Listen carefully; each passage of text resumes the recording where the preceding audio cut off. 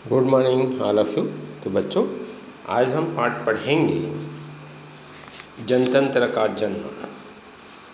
जनतंत्र का जन्म, जिसके कवि हैं रामधारी सिंह दिनकर जी।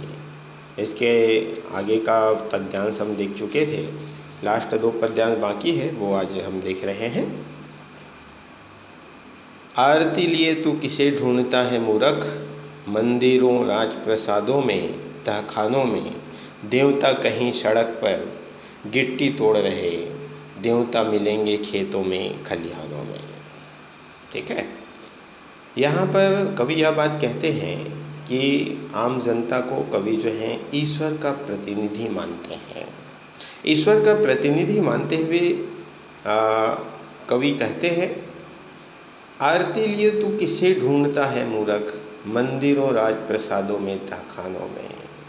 जिसे तुम आरती की थाल सजाए ढूंढ रहे हो, जिसे तुम आरती की थाल सजाए ढूंढ रहे हो, आरती का थाल लिए जिसे तुम ढूंढ रहे हो, तुम अज्ञानी व मूर्ख हो। क्यों?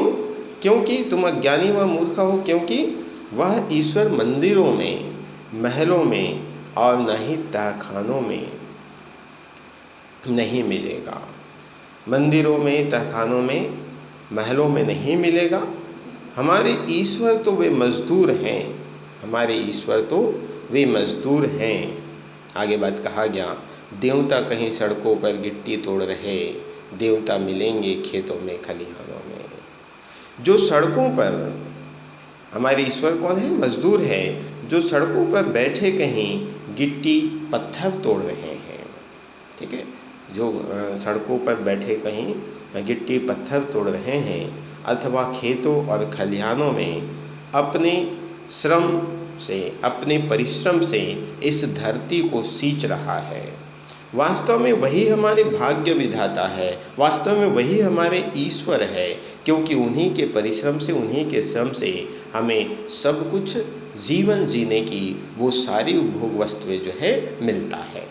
ठीक है, आगे बात कहा गया, फावड़े और हल राजदंड बनने को है, दूसरता सोने से श्रृंगार सजाती है, दो रहा समय के रथ का घर घर ना सुनो, सिंहासन खाली करो कि जनता आती है।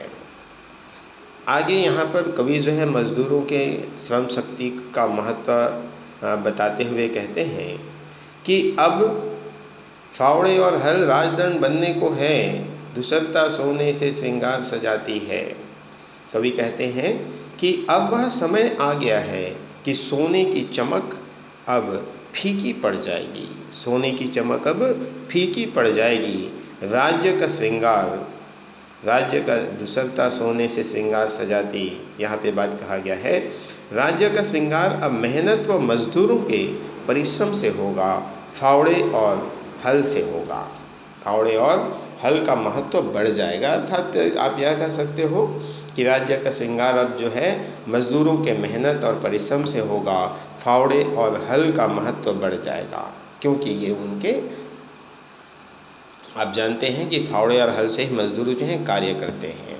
ठीक है, दो रहा समय के रथ का घर घर ना सुनो, सिंहासन खाली करो कि जनता आती है।